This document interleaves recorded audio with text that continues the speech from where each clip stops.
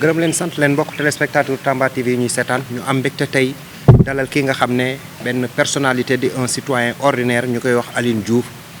bokk ci ñi nga xam ne tey ñoom ñooy développé Tambacounda surtout rawatina ci wàllu sport Alioune Diouf laata ñuy dugg ci waxtaan bi ma bàyyi la nga nuyanteeg suñu téléspectateurs yi. jërëjëf Ousseynou vraiment maa ngi nuyu téléspectateur Tamba TV te vraiment di gërëm initiateur lu mel ni vraiment révolution la Tamba et que c'est une très bonne initiative vraiment créer un groupe bu mel ni fii Tamba kuy wasaare actualité bi sincèrement soxla woon nañ ko support numérique bu extraordinaire di féliciter initiateurs yi di féliciter sama xarit mon frère Seydou di leen féliciter yéen ñu ko fi nekkal di nuyu téléspectateur Tamba TV yëpp. Alioune tey Oriental Media Group daf la def ci ñi nga xam ne ñoom ñooy personnalité yi nga xam ne tey ñoom ñoo marqué année 2020 loolu ban jàngat nga ci am. waaw mbégte trop bi ma ko yégee liir ko vraiment kontaan naa trop parce que tey suñ demee ba tudd la ci vraiment personnalité yi nga xam ne sama communauté muy Tambacounda muy Sénégal oriental bokk naa ci ñi ñu xaw a gërëm sax vraiment di ci tudd ay personnalité yeneen kilifa yu mag yu mel ni ay Sidiki Kaba ay Kassé ay docteur Salif Samba Diallo gis naa ñeneen ak ñeneen ñoo xam ne xaw ma woon ne dëgg-dëgg nag xaw naa leen vraiment mën a dégg sama tur ci seen wet di leen nuyu au passage di leen gërëm ñoom it pour vraiment li ñu def ba Oriental Media Group choisir leen ci réalisation yi ñu def ci Tambacounda ak ñi Tamba yaakaar vraiment mbégte bu mag a mag a mag la et puis luy tax aussi nga am réconfort xam ne aussi vraiment li nga def tuuti na da nga war a doubler voire même tripler la nga yokk motivation bu extraordinaire la di leen ci gërëm ci gërëm waa Tambacounda yëpp. ñu ngi profité ñu nit ci occasion bi di la féliciter Alioune ku la xam Tambacounda ci social la xamee ak sport bi surtout tey sport bi dafa taxaw ngir jàngoro bi nga xam ne moom mooy coronavirus tey ban jàngat nga ci am. waaw tey mbas mi di coronavirus muy que ce soit le sport ak yeneen activités yi donc nag mun naa ne dafa ñëw pour vraiment xaw ñoo yedd donc muy benn genre coup d'arrêt bu ñu xalaatloo bu ñu war a xalaatloo xoolaat suñuy jëfalin vraiment mu wan ñu aussi que tout est fragile te li ñu nekk lu oyof la donc mbas mi freiné na activité bi te tax na aussi ñu xam vraiment njëriñu sport dëgg ci développement localité bi ak développement aussi réew mi voire même le monde donc mbas mi ñëw na activité amatul donc du sax côté économique bi mais même côté passion bi vraiment def na lu métti parce que Tamba dafa di dëkk boo xam ne ñun ñëpp xam sincèrement sport bokk na ci li nga xam ne mooy mën a xaw a bégal nit ñi xaw a tax nit ñi évadé wu surtout nawetaan ak championnat bi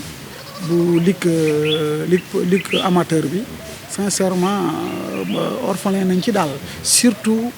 nag pas seulement club yi ak acteurs yi mais surtout askanu Tamba muy population Tamba amateur football vraiment mbas mi xaw na leen won ne daal il faut ñu réfléchiraat parce que il faut ñu xoolaat naka la ñuy gën a mën a organiser woo xaw a bon métti na daal mais nag lu yàlla indi kenn mënu ci dara mu ngi ci jëlee jàngat et puis sant ko bu baax a baax. côté social laay ñëw da nga doon may ASC yu ci bëri ay jeux de maillot ay ballon ren ndax mbas bi moo tax joxoo leen. waaw mbas mi bon non te mbas bi teewul jox nañ surtout Don Bosco pour le moment matériel valeur 1,3 million donc boo xam ne ñoom ñoo defoon expression de besoin dañ leen laaj lan ngeen bëgg lan ngeen soxla ñu wax ñu ko ñu satisfaire ko je pense que à 98% lépp ñëw na parce que quelques petits ay sacs pour joueurs et cetera yooyu rek moo manqué mais sinon matériel bi yëpp ñëw na dinañ aussi dimbale yeneen club yi pourquoi pas dans le cadre du social mais Don Bosco c'est surtout dans le cadre d'un partenariat moo tax don boobu jiitu te ñëw pour l'instant. dëgg la nee nga partenariat gis nañ la fan yëpp nga jege Don Bosco ana lu ko waral. bon lu ko waral mooy c'est que dama yàgg am ambition ci football bi dama bokk ci ñi nga xam ne dañoo gëm ne développement sport aussi am na ci wàll bu baax a baax a baax maa ngi wax toujours par yenn saa yi benn anecdote invité nañ ma génération foot ma gis seen installation gis vraiment l'apport joueurs yi nga xam ne signé nañ à l'extérieur par ironie du sort le même jour daje naa fa ak Sadio Mané mu def benn geste bu extraordinaire ci université bi ñuy tabax ci biir génération foot joxe montant boo xam ne vraiment ça dépassait un peu mon entendement en plus li mu def ci dëkkam je me dis que pourquoi pas Tamba tey je pense que su amoon benn ñaar ñetti internationaux par exemple yu am hauteur Sadio Mané mais waxatuñ ko xale yi dinañ gëm sport bi dinañ suqali seen dëkk donc tabax ay hôpitaux comme état bi tabax ay école dimbali ay orphelins ñu jàng et cetera gis nañ ko États-Unis LeBron James et cetera man dama ko gëm ne sport pour le moment bokk na ci ñaar wala ñetti piliers yu Tamba war a sukkandiku pour développer. en tant que féru du ballon rond tey sport bi nu mu delloo ginnaaw yow naka nga ko jàngatee. bon sport bi xam nga nag nu mu tuddati sax Ousseynou dafa am loo xam ne ñun on s'est dit que pour avancer il faut pas de langue bu ñu am langue de bois c'est-à-dire que autocritique la autocritique nit ñi nañ waxante dëgg sans en fait dans la courtoisie sans rancune dans la paix sincèrement football bi Tamba mënul dox non mënul dox parce que souvent bon soo xoolee ñi ko yor bon soit par nécessité lañ ko yoree wala je sais pas beneen kii quoi en fait actuellement football mos naa ko wax ci benn bi may jël ASC Plateau ñu ma koy dénk suma ASC koñ ma koy tudd saa yu ma fu ne bi ma koy jël dama leen waxoon ne équipe bi dinaa ko def équipe bu mag ci nawetaan bi je pense que si benn organe de presse la woon ñu ne ma en quoi faisant ma ne ko jël misérabilisme teg ko fële le foot c'est les moyens le sport globalement ce sont les moyens amul beneen en fait amul beneen diagnostic ku def beneen diagnostic da ngay tàddal sa bopp wala nga nekk fii pour amuser la galerie non football c'est les moyens actuellement au Sénégal donc amul beneen secret. kon tey boo sañoon lan la ñu war a mën a def pour suñu club yi mën a retrouver l'élite du football sénégalais. football aussi en fait pour loolu Ousseynou dafay tegu ci ne d'abord il faut ñu am d'abord ay sportifs parce que sportif dans le sens philosophique sportif yow xam nga yàgg nga ci sport mooy ku mën a jël sax xaalisu dépense am joxe ko il faut nga am loolu d'abord c'est-à-dire que bëgg affaire bi deuxièmement nga am ay moyens logistique moraux économiques c'est-à-dire que il faut pas se voiler la face voilà donc il faut de bonnes installations il faut que stimuler xale bi mu xam il faut que xale bi am yaakaar football bi mun a dem nga dénk ko aussi ñoo xam ne daanaka même suñuy en fait duñu dundee football bi daal voilà dañuy ñëw gas comme baykat gas dugal gerteem suul xaar ñooñu ñoo mën a développer football Tamba du par exemple ay aide fii aide telle autorité non autorité boobu day sonn mbaa mu jóge fii donc kooku c'est perdre le temps ou amuser la galerie il faut investir dans le football business la léegi du ay fo waaw business bu làq fo la waaw. ci beneen côté gis nañ la tamit dimbale nga fi xale yu bëri ñenn ñi yóbbu nga leen ci club yu mag yi naka la mbir moomu demee ak xale yooyu fu ñu toll heure bi. waaw football aussi comme ni ma la waxee léegi relation la aussi relation la donc sama équipe nawetaan moo fi nekkoon ma liggéey ci ak sumay xarit ak sama waa koñ équipe bi doon équipe bu mag ba amatul dara lu mu prouver bon l'idée m'est venue ma ne équipe bii tey dans 2 3 ans 4 ans foot nawetaan yi muy commencer changer te équipe bi amul xaalis il faudra que mu jëndi ay joueurs yeneen équipe nawetaan yi def après ma ne non y a un international qui est là ancien international Baba Sissoko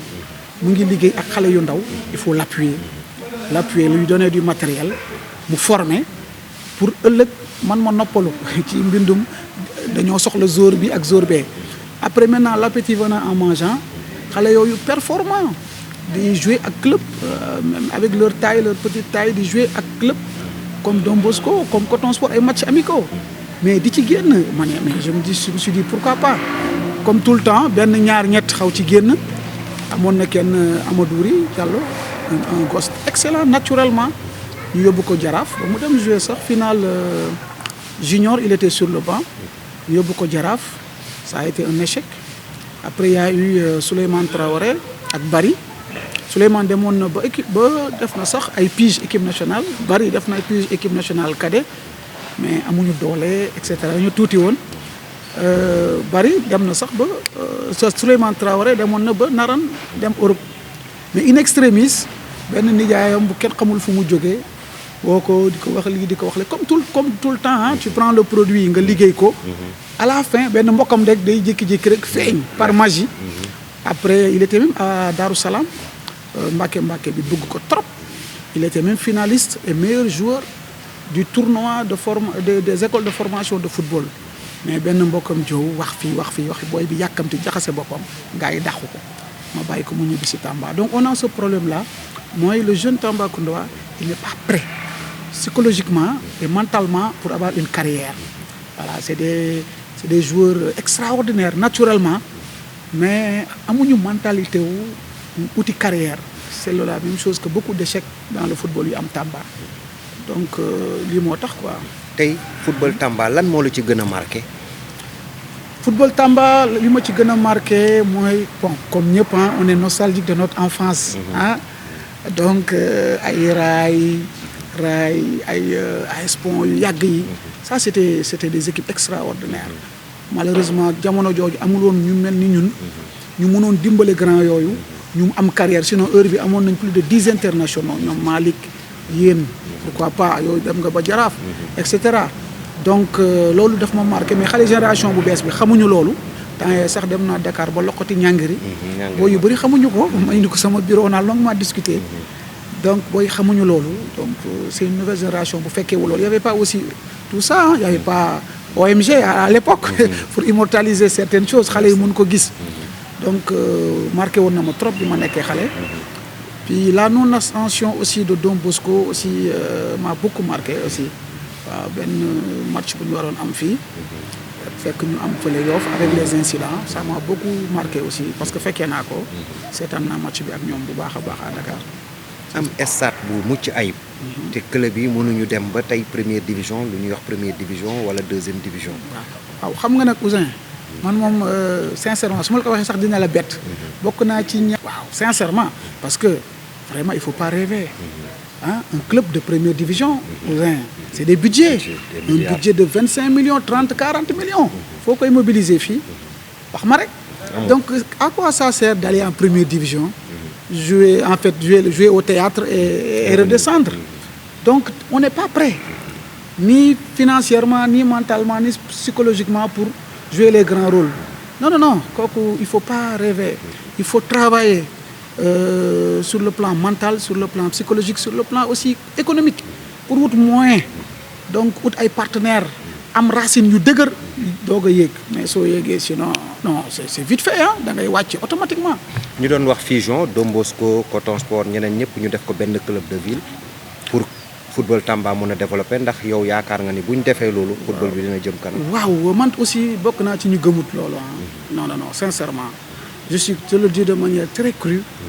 bokkuma ci ñu gëm football de fusion parce que fusion en fait comment tu peux fusionner ñu bokkul mentalité ñu bokkul sociologie qui va diriger il y a des préalables kan mooy jiitu ah est-ce que kii jiitu war na xam ne dafa jiitu askan dañ ko dénk dara est-ce que ñi ñu wax ne mettez-vous derrière duñ ko imposer leen ko entre guillemets duñ ko jëlee ak haine ah duñ ko jëlee ak vraiment avec grand cœur tout ça il faut le gérer donc ku nekk ak sa mentalité ku nekk ak sa philosophie parce que voilà nu mu tuddati sax pour man c'est pas ça le problème c'est d'aller chercher des moyens ku nekk demal uti sa moyen au contraire man concurrence boobu sax je me dis que mooy avancer loo club bi kan mooy jël en charge club boobu totalement. parce que Mbour am na ñett club. voilà ñett club yëpp ñu ngi première division. Oui le problème. ku nekk demal nga wuti say moyens ah et puis aussi il faut le dire quoi sincèrement pour l'instant Don Bosco ak Coton d'ailleurs principalement ñooñu ngay wax mais sincèrement saa waay Ouzin yow loolu du secret ci yow c'est des équipes yoo xam ne sincèrement ils se piffent pas non il faut le dire dëgg bi ngay wax donc les gens n'ont qu'à travailler à cette symbiose là d'abord ensuite maintenant sooy boolee xam nga man suuf laa xam souvent mënoo jaxase titre foncier ak domaine national nga ne da nga leen di fusionner non il faut d'abord nga immatriculer bii mu nekk titre foncier nga boole ko titre foncier bële donc c'est y a pas de secret moi j'y crois pas hein. Et puis ñi koy wax bon ils ont le temps quoi di wax fii di kii nii dafa laaj ay préalable est-ce que étudier nañ ko étudier nañ ko sur tous les plans donc il faut proposer aux gens là quelque chose. ñii di wax Aline Diouf lu mu doon def ci sport def na ko terewul sport bi ba tey demul kanam. ñu ne nga dellu ci politique bi tey. nga dugg ci politique maanaam nga def politique. waaw ma def politique bon ok man bañu ma def politique ah. parce que foog naa ne APR foog naa bokk naa ci ñi nga xam ne as tuut jàppale woon naa leen mais Ouzin gis nga politique soo koy def c'est-à-dire que da nga koy jàng à la base depuis école nga dugg ci ay lii ay diriger ay grève dem université ñoo réussir en politique ñun voilà ay politique en fait nous sommes des politiciens de circonstance waaw amoon na dara ñu ne lii góor gi lii la bëgg a def naa ñu pomper ñu def politique pour corriger tout ça après pratiquer nañ ko un an sincèrement dëgg nag je n'ai rien contre les politiciens je me suis rendu compte de sama milieu daal. ñëwoon nga dem ngir liggéey bi. ñëwaat nga Tambacounda naka nga ko gisee avancé na wala avancé non sincèrement dëgg nag gis naa ay avancement vraiment pour qui connaît Tamba et qui a vécu à Tamba sincèrement gis naa que ça a un peu bougé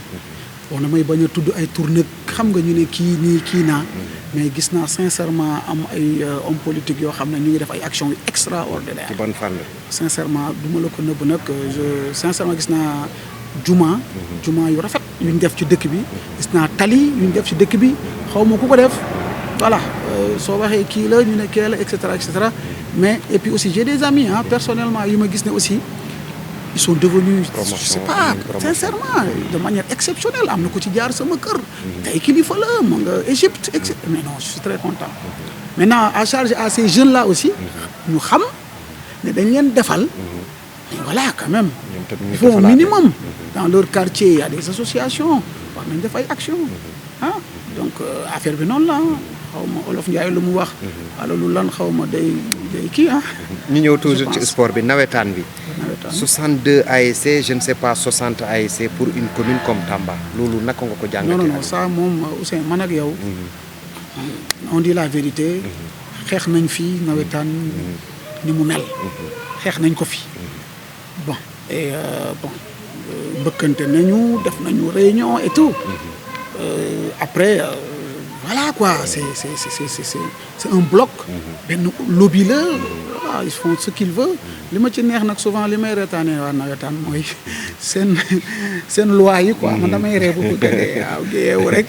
waaw ne suspendre diw waaw mais après xam nga aussi combat soo koy mënee da nga koy mënee sur tous les fronts soo nee diw li ngeen di def baaxul nga ne dama bëgg a jël diriger ñu indil la jafe-jafe demal def du concret man après j'ai laissé tout ce combat là ma jël sama ASC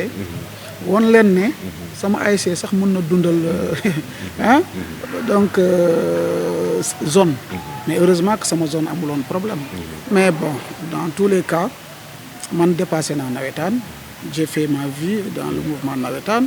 yóbbu naa équipe bi ak sama nit ak sama équipe sama comité directeur vraiment ñu am un palmarès exceptionnel je pense en 6 ans on a 13 trophées régional tout on n'a plus rien à prouver dans les nawetaan. Don Bosco seen objectif ren bu championnat bu ubbee lan la. bon objectif Don Bosco bon d'ailleurs j'ai pris la présidence on me l'a proposé et sincèrement j'ai pas dit non en fait on m'a confié la présidence de Don Bosco l'objectif c'est sur 4 ans man sama présidence dama ko calé sur 4 ans ci diggante bi nag su la neexee ñu ne ma on n'est pas satisfait demal mais man 4 ans laa jox sama bopp c'est d'abord chaque année yéeg d'un palier pour ren su yàlla defee jàmm mbir mi am yéeg automatique en national 1 national 1 2 ans waaw nit aussi il faut être vraiment objectif 2 ans maintenant après troisième année bi muy quatrième bi deuxième division donc lii mooy suñu objectif mais l'objectif principal c'est pas de monter les échelons tout le temps non l'objectif principal c'est de créer des pépites voilà on a envie d'avoir des pépites on nous a assigné un objectif c'est que d'ici les 4 ans qu'on ait au minimum 2 pépites qui peuvent aller à l'international il y a les moyens am nañ moyens yi am nañ partenariat bi d'ailleurs j'en profite pour saluer Fabien Lecor suñu benn agent la boo xam ne on collabore d'ailleurs Souleymane bi ma lay wax sax Covid bi moo tax demagul su Covid bi ki yoon actuellement il est déjà en France donc y a tout il y a les préalables maintenant l'objectif c'est pas d'aller en première division dal nañ fa dem c'est bon mais nag c'est d'avoir des pépites dans le cadre de ce partenariat là Don Bosco am ci askan wi am ci ñun le parterre d'hommes d'affaires là entre guillemets ñu am ci lii mooy objectif. moyens yëpp texe na. non moyens yi da ngay def sa expression de besoin ñu mettre ko à ta disposition à charge maintenant yow tamit nga ne voilà effectif bi bon ndax da ngeen di jëli Dakar wala lépp fii ngeen. bon man gëwuma loolu. man gëwuma loolu. jour yëpp fii la ñuy jógee Tamba non gëwuma loolu pour 2 raisons. pour 2 raisons. premièrement gëwuma loolu parce que gis naa Don Bosco histoire am ak philosophie am ay xale yu ndaw lañu fi yoroon. gëm ko ñu leen di door 12 ak 13-0. boo ñu dem monter en Ligue 1 te foog naa bi ma demee seetaani match boobu gisuma kenn ku dëkk feneen jël naa fi aussi ay xale dans le plateau là Baba Sissoko encadré leen pendant 3 ans actuellement daaw ossature boobu moo gagné coupe d'or abattoir donc man pourquoi jëli feneen non formation c'est la formation on investit dans la formation pas autre chose maintenant nag expérience baax na. Il y a des joueurs de Tambacounda yi nga xam ne aujourd'hui ils sont l'expérience du haut niveau je peux citer Ousmane Diallo je peux citer beneen boy ki Joko bu nekk Jaraaf et d'autres léegi nag su jotee pourquoi pas aller vers ces gens-là indi leen ñu phagocyter xale yi et puis voilà mu am une bonne mayonnaise voilà. jërëjëf monsieur le président Tamba TV mi ngi lay gërëm. waaw non man maa ngi leen di gërëm di leen gërëmaat encore parce que sincèrement li ma la wax sànq rek il faut de l'audace il faut de l'audace vraiment Seydou bi ñu dajee France waxuma ko mere naa ko ci parce qu'il me l'aurait dit peut-être je sais pas ñun on est un consortium d'investisseurs donc j'ai des amis investisseurs mais non on est ouvert à toute proposition donc on a même des projets pour Tamba peut-être que suñ dajawaatee Paris danaa ko poñe ñu naan café mu wax ma nu mu demee ak qu'est-ce qu'on peut apporter de manière bénévole et dans le cadre d'un partenariat. yéen téléspectateurs ak téléspectatrices yi ñu doon seetaan di leen dox di daje ba semaine prochaine gërëm leen sant leen wasalaam. Merci beaucoup.